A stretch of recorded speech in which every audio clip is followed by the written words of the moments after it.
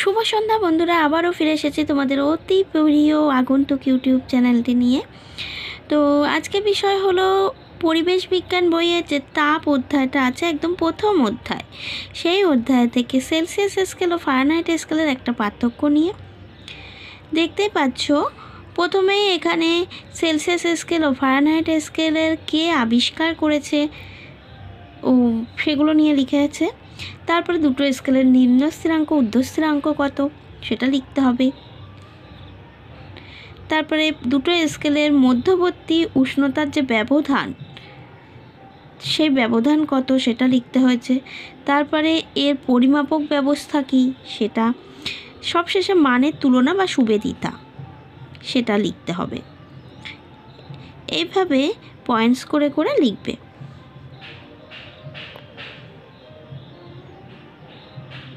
ঠিক আছে, এখানে টোটাল দেখতেই পাচ্ছ 5খানা পার্থক্য দিয়েছে। এই 5টাই তোমাদের লিখতে হবে, কারণ পার্থক্যগুলো তো খুব একটা কঠিন ভাষাও নেই, কিচ্ছু নেই, সহজে খুব সহজেই তোমাদের মুখস্থ হবে। তো ঝটপট মুখস্থ করে ফেলবে।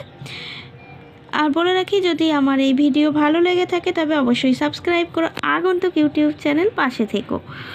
ঠিক আছে, তো অপেক্ষা করো পরের নেক্সট ভিডিওর জন্য। খুব শীঘ্রই চলে আসবো আবারও নতুন আরেকটা ভিডিও নিয়ে।